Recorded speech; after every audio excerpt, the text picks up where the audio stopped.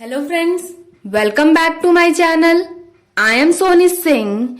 आज के वीडियो में हम लोग change in profit sharing ratio among the existing partner में वर्कमैन कंपनसेशन का ट्रीटमेंट सीखने वाले हैं कि वर्कमैन कंपनसेशन अगर आपको क्वेश्चन में दिया होता है तो इसका हम लोगों को क्या ट्रीटमेंट करना है। जैसे कि मैंने प्रीवियस वीडियो में आप लोगों को बताया था कि हम लोग का एक टॉपिक है अक्यूमुलेटेड प्रॉफिट एंड लॉस। हम लोग का पार्टनर्स लोग में ओल्ड पार्टनर हम लोग कुछ प्रॉफिट डिस्ट्रीब्यूट करते हैं, बट उसमें से हम लोग का वर्कमैन कंपनसेशन आता है, जनरल रिजर्व आता है, इन्वेस्टमेंट फ्लक्चुएशन आता है, फिर ये सारे चीज का एक ट्रीटमेंट होता है। हम लोग कैसे करेंगे तो मैंने बताया था आप लोग स्टेप बाय स्टेप करके हम लोग एक एक प्रोसेस को सीखेंगे। तो आज की वीडियो में हम लोग वर्कमैन कंपनसेशन रिजर्व के ट्रीटमेंट को सीखेंगे कि एग्जाम में अगर आपके क्वेश्चन में देखिए जनरली आपको एग्जाम में इंडिविजुअली ऐसे क्वेश्चन नहीं देगा, बट आपको इसको एक छोटा छोटा टॉपिक है जिसको आपको पता होना चाहिए। आपके क्वेश्चन में बैलेंस शीट में आपके लायबिलिटी साइड में ये दे दिया रहेगा, आपको इसका ट्रीटमेंट दिया रहेगा कि पार्टनर्स लोग जो एम्प्लॉय लोग हैं ले लिए, तो उसको हम लोग को ट्रीटमेंट क्या करना है। तो सबसे पहले वर्कमैन कंपनसेशन रिजर्व आपका 4 टाइप में होता है, ठीक है। पहला नो क्लेम, दूसरा लेस देन, तीसरा इक्वल अमाउंट और चौथा मोर देन। तो टीचर इसका मतलब क्या? देखिए सबसे पहले नो क्लेम मतलब आपने अपने वर्कमैन कंपनसेशन रिजर्व में 60,000 अमाउंट रखा था कि मैं 60,000 अमाउंट हम लोग इस अकाउंट में रखेंगे, पार्टनर्स लोगों ने डिसाइड किया था, लेकिन रखा तो नो क्लेम, किसी भी पार्टनर्स को उसकी जरूरत नहीं पड़ी। तो देखिए सबसे पहले आपके माइंड में क्वेश्चन आना चाहिए वर्कमैन कंपनसेशन रिजर्व होता क्या है, हम लोग रखते क्यों हैं। देखिए अब पार्टनरशिप फर्म है, वहां पे बहुत सारे एम्प्लॉय हैं, स्टाफ है, कोई भी तरह का प्रॉब्लम हुआ तो उन्हें कुछ पैसे की जरूरत पड़ी। जैसे कि हम लोग मैनेजमेंट में पढ़ते हैं ना, मैनेजमेंट का फर्स्ट चैप्टर है फंक्शन ऑफ मैनेजमेंट में हम लोगों ने पढ़ा था planning, controlling, organising, directing, staffing. Staffing का एक पॉइंट रहता है कि आपको अपने स्टाफ की हेल्प करनी है ताकि वो भी आपके फर्म के लिए, आपकी कंपनी के लिए अच्छी तरह से काम करे। अगर वो प्रॉब्लम सिचुएशन में है तो उनके आपको हेल्प करनी, तो कैसे हेल्प करेंगे। मान लीजिए कि एम्प्लॉय की किसी इमरजेंसी सिचुएशन आती है, उसकी तबियत खराब हो गई है, उसके हाथ फ्रैक्चर हो गया, उसकी फैमिली प्रॉब्लम हो, तो उसके सैलरी के अलावा भी आप उसे कुछ अमाउंट दे सके, तो वो अमाउंट आप कहां से देंगे?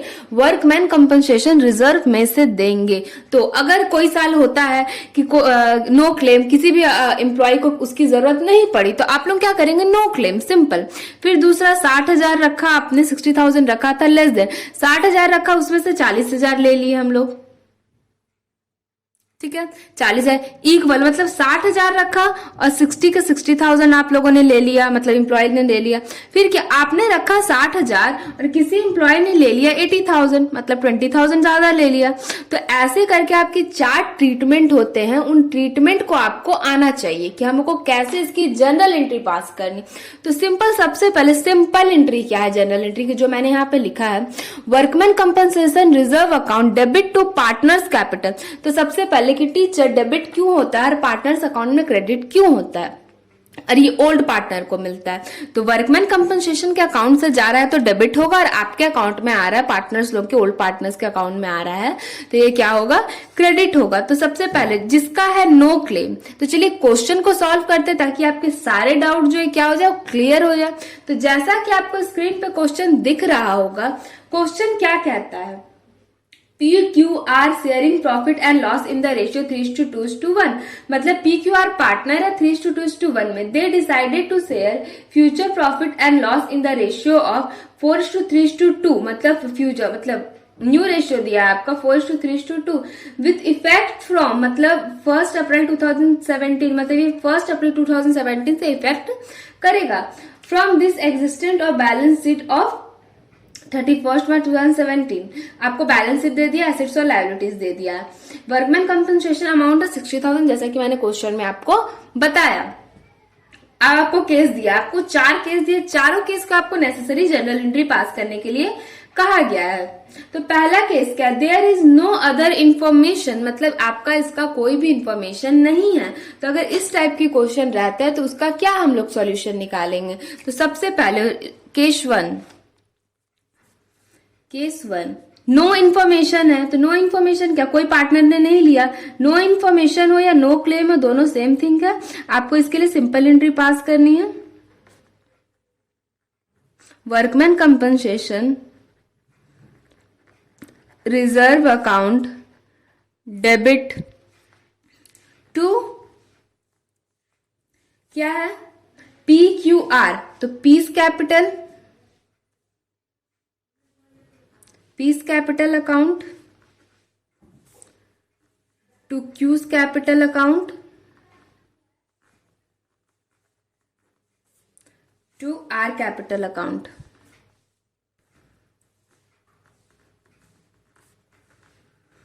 अब अमाउंट था 60,000 आपका, आपने यहां लिखा 60,000। अब आप ये जो अमाउंट है इसको कौन से, देखिए जब ओल्ड पार्टनर है तो रेशियो भी तो आपका ओल्ड होगा, तो 60,000 आपका ओल्ड रेशियो क्या है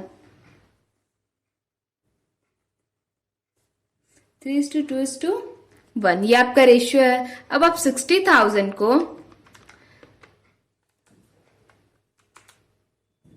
3/6 करोगे तो आपका 30,000 आएगा,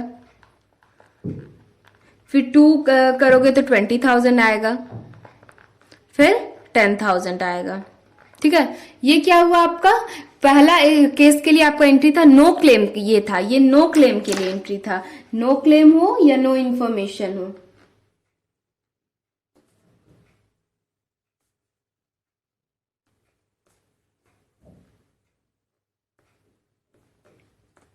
no information, no claim, no information, इसके लिए हम लोग ये एंट्री पास करेंगे। आई होप आपको यहां तक क्लियर है। अगर कोई डाउट्स रह जाते तो कमेंट सेक्शन में कमेंट करके पूछ लेना। अब आते हैं केस नंबर 2 पे। तो केस नंबर 2 आपसे क्या कहता है, केस नंबर 2 है if claim amount workman compensation estimated 24,000, मतलब ये क्या है आपका 24,000 बोला गया यहाँ पे क्लेम करने के लिए। ये देखिए लेस में लिखते हैं इसको लिखिए 24,000, मतलब लेस अमाउंट को आपको क्लेम किया गया है। लेस है क्योंकि हम लोग अमाउंट क्या है 60,000, यहाँ क्लेम कितना किया 24,000। इसके लिए हम लोग क्या एंट्री पास करेंगे, इसके लिए हम लोग एंट्री पास करेंगे workman compensation reserve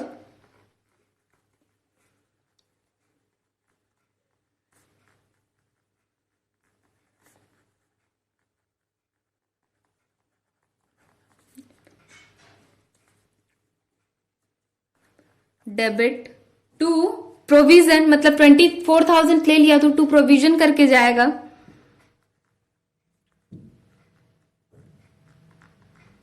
provision for workman compensation reserve. मैं यहां शॉर्ट में लिख रही हूं, ठीक है, आई होप आप लोग को क्लियर हो।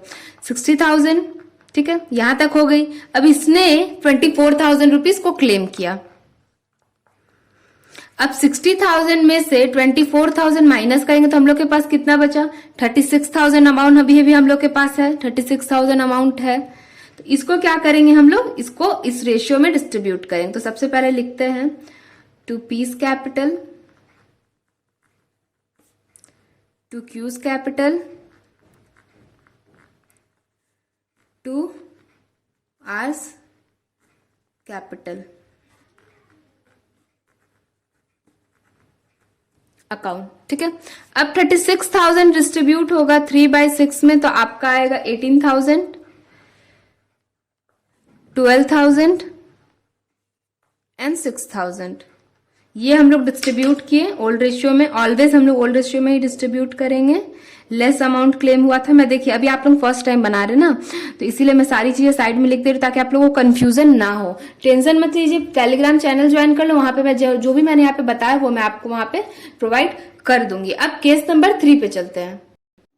पॉइंट नंबर 3 आपको क्या बोल रहा है, if a claim on account workman compensation is estimated at 60,000, मतलब 60,000 आपको अमाउंट भी दिया और 60,000 क्लेम भी कर लिया है, तो ये क्या हुआ इक्वल हुआ। तो इक्वल के लिए हम लोग क्या एंट्री पास करेंगे कि वर्कमैन कंपनसेशन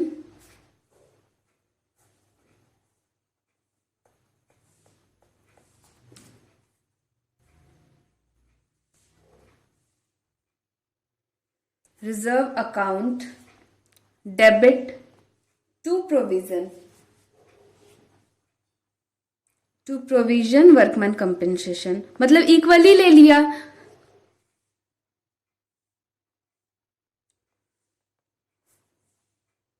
कंपनसेशन रिजर्व मतलब इतना आपका अमाउंट था, पार्टनर्स मतलब जो भी आपका वर्कर लोन था वो ले लिया, तो इसलिए लिखे to provision workman compensation reserve equally ले लिया, तो पार्टनर लोगों को तो डिस्ट्रीब्यूट होगा ही नहीं, 60,000 एंड 60,000 ये हो गया। केस नंबर इक्वली ले लिया हम लोगों का, यहाँ पे लिख देते हैं इक्वल। ठीक है, यहां तक क्लियर है। अब चलते हैं पॉइंट नंबर 4 पे। पॉइंट नंबर 4 आपको क्या बोल रहा है? पॉइंट नंबर 4 आपको बोल रहा है if claim on account workman compensation estimated 75,000, आपका 75,000 रुपीज क्लेम किया, ये आपका है, और आपके पास है कितना 60,000, मीन्स आपसे कितना 15,000 ज्यादा है, ये यही ना 15,000 ज्यादा है, तो ये मोर देन के में आ गया आपका। तो हम लोग इसके लिए क्या एंट्री पास करेंगे? वर्कमैन कंपनसेशन, और जो ज्यादा हो जाएगा वो आपके रिवैल्यूएशन अकाउंट से डेबिट होगा, क्योंकि आपको पे तो करना ही पड़ेगा। तो इसका क्या एंट्री है देखिए, workman compensation reserve account debit revaluation, जितना का शॉर्टेज हुआ, मतलब 60,000 हम लोगों के पास था और शॉर्टेज कितना का हुआ 15,000 का हुआ, तो उतना रिवैल्यूएशन अकाउंट से हम लोग डेबिट करेंगे। कितना 60,000 था हम लोगों के पास एंड 15,000 क्या हुआ, हम लोगों को शॉर्टेज हुआ, तो हम लोग रिवैल्यूएशन अकाउंट से उसको डेबिट किए। क्या किसमें गया है? टू प्रोविजन, मतलब जो वर्कर्स लोग हम लोग के लिए लिए हैं, to provision workman compensation. I hope आप लोग को क्लियर रहा होगा। अगर कोई भी डाउट से नहीं समझ में आए तो कमेंट बॉक्स में कमेंट करके पूछ लेना। वर्कमैन कंपनसेशन रिजर्व कितना हो गया? 75,000। अब देखिए इसका 2 एंट्री पास होगा। रिवैल्यूएशन अकाउंट से लिया है तो रिवैल्यूएशन अकाउंट्स में पार्टनर्स लोग उसको डेबिट करेंगे, तभी ना वो कंप्लीट होगा। तो इसका 2 एंट्री पास होता है। फर्स्ट एंट्री ये होता है मोर देन के लिए, दूसरा एंट्री होता है पार्टनर्स डेबिट करेंगे रिवैल्यूएशन अकाउंट में, तभी तो वो पे करेगा। तो क्या लिखेंगे? कितने पार्टनर है? Piece capital account, cues capital account, are capital account,